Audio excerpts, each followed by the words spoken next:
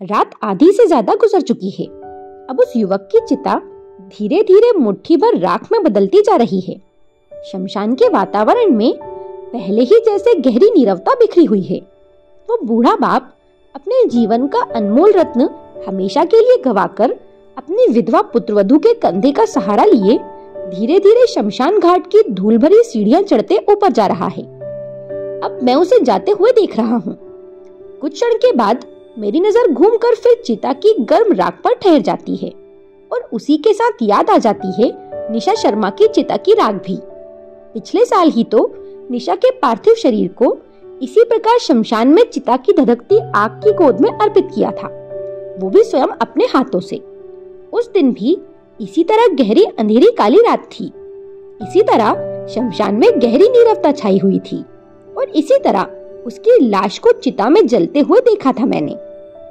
अचानक ही निशा का कोमल और स्निग्ध चेहरा मेरे मानस पटल पर उभर आता है और उसी के साथ अतीत के तिम्राच्छन्न अंधकार में डूब जाता हूँ मैं।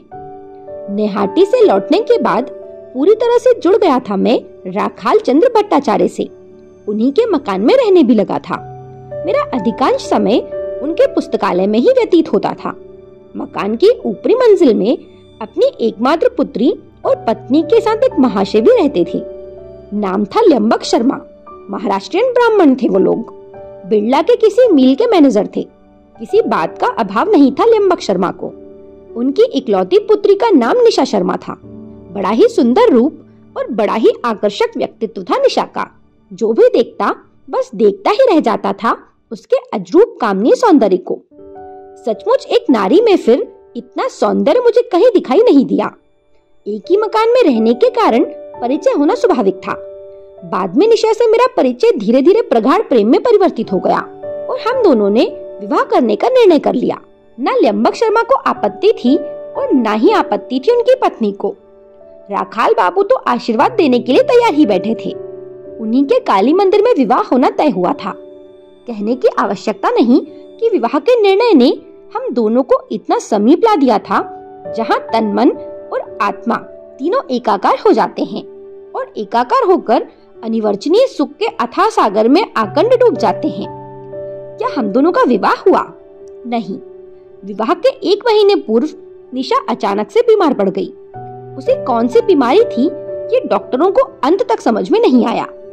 पूरे 1 महीने रोगशैया पर पड़े पड़े असहाय वेदना और अपरिमित पीड़ा भोगती रही निशा। अंत में उसने दवा लेना भी बंद कर दिया। मेरी समझ में नहीं आ रहा था कि आखिर उसे हो क्या गया है। उसका सिर थामे उदास मन लिए मैं घंटों निशा की चारपाई के पास ही बैठा रहता। वो अपनी धुन में बड़बड़ाती रहती। कभी कभी बीच में उत्तेजित होकर जोर जोर से बोल उठती। ओह, कितना सुंदर, कितना रमणीक। मैं विस्मित था और चिंतित भी। मैंने डॉक्टर को ये बात बताई। उन्हें बताया तो वे अपने चेम्बर से निकलकर निशा के केबिन की ओर आ गए। केबिन से बाहर निशा के माता पिता उदास और गमगीन चेहरे लिए किसी अघटित की प्रतीक्षा कर रहे थे। मैं निशा के पास था। डॉक्टर को देखकर निशा पूर्ण निर्विकार रही। कोई भाव नहीं उभरा उसके कलांत चेहरे पर। केबिन के बाईं ओर एक बड़ी सी खिड़की थी जो बाग की ओर खुलती थी।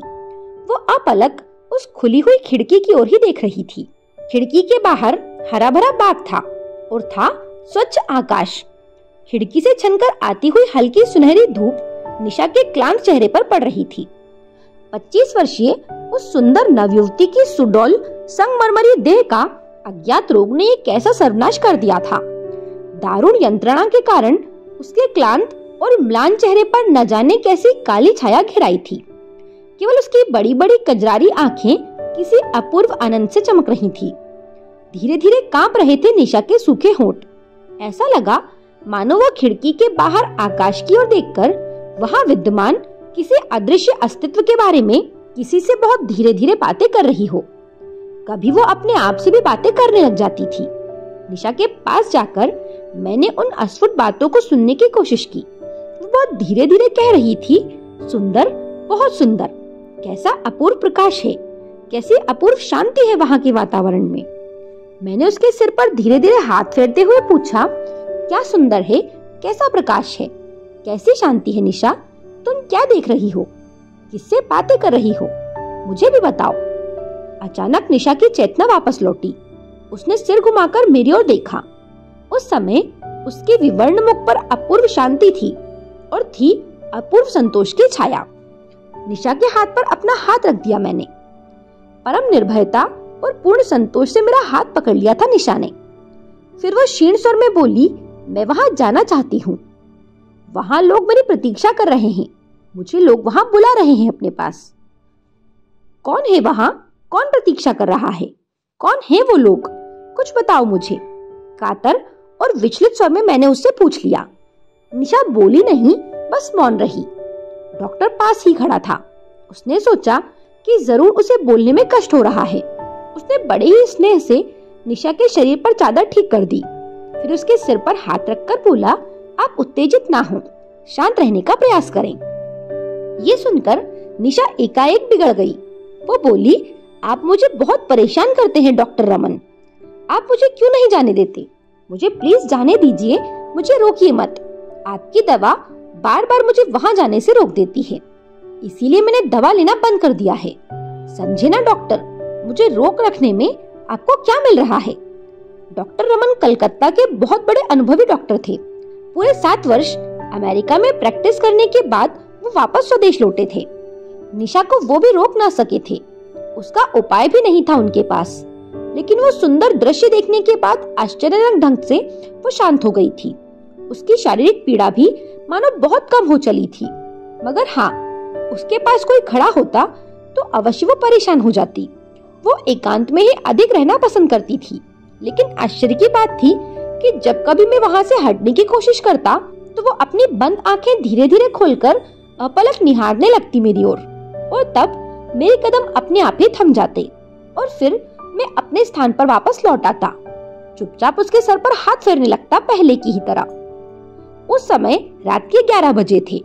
रोज की तरह निशा के सिरहाने बैठा था। डॉक्टर रमन 2 बार आकर उसे देख चुके थे। सांझ से ही निशा मौन साधे निर्विकार पड़ी थी बिस्तर पर। उसकी आंखें भी बंद थी। अचानक चैतन्य हो उठी वो। तकिए के सहारे उसने सिर घुमाया और मेरी ओर देखकर कहने लगी, सुनो, जहाँ से मैं अभी लौटी हूँ वो बहुत ही सुंदर और रमणीक स्थान है। शांति तो इतनी है कि बता नहीं सकती। इतना बतलाकर निशा फिर हाँफने लगी। फिर थोड़ा रुककर आगे कहने लगी, पहली बार मुझे अनुभव हुआ कि मैं शरीर में नहीं हूँ। कितने मूर्ख और पागल हैं वो लोग जो शरीर को लेकर अपने अस्तित्व का बोध करते हैं। थोड़ी देर पहले मैं न जाने कैसे अपने शरीर से अलग हो गई थी। उस अवस्था में मैं अपने शरीर को उसी तरह देख रही थी जैसे तुम्हारे शरीर को देख पा रही हूँ। शरीर से अलग होने पर मैं सोचने लगी कि अरे, मैं तो बिना शरीर के भी जीवित हूँ। शरीर के अभाव में भी मेरा अस्तित्व बना हुआ है। किसी भी प्रकार का अंतर नहीं था मेरे अस्तित्व में। मैंने आगे पूछा कि फिर क्या हुआ? उस समय मैं केवल अपने शरीर को ही देख रही थी। शरीर के अलावा मुझे और कोई वस्तु दिखाई नहीं दे रही थी। इस बात का बोध होते ही मैं बिना शरीर के भी जीवित हूँ। शरीर के प्रति तुरंत उसी समय मेरा मोह और आकर्षण समाप्त हो गया। दूसरे क्षण किसी अज्ञात आकर्षण के वशीभूत होकर आकाश में स्वच्छंद उड़ने लगी। कभी मैं बादलों के बीच होती तो कभी निरभ्र गगन में। मैं अपने आप में काफी हल्कापन और तरोताजा अनुभव कर रही थी। उस समय ऐसा लगता था कि मैं किसी भारी बंधन से मुक्त हो गई हूँ। सच शर्मा जी, शरीर एक भारी बंधन के सिवाय और कुछ नहीं है। मैंने उत्सुकता से पूछा, आगे फिर क्या हुआ? उसने कहा, मैं उड़ती रही। फिर मैं एक ऐसे प्रकाशमय जगत में जा पहुंची जिसमें प्रवेश करने के लिए एक काफी ऊंचा दरवाजा था।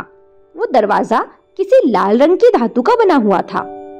असीम आनंद का अनुभव जब मैंने उस दरवाजे के भीतर से उस अलौकिक प्रकाशमय जगत में प्रवेश किया।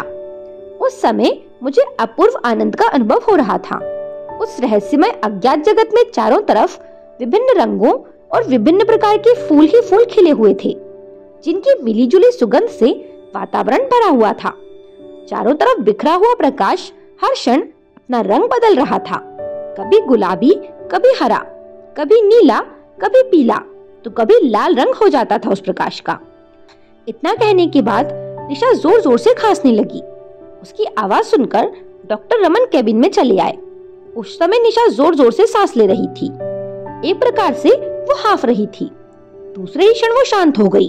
उसका चेहरा निर्विकार हो गया। डॉक्टर रमन ने उसे इंजेक्शन लगाया। उसी समय निशा ने फिर आंखें खोल दी और कातर स्वर में कहने लगी, मुझे क्यों रोक रहे हो आप लोग?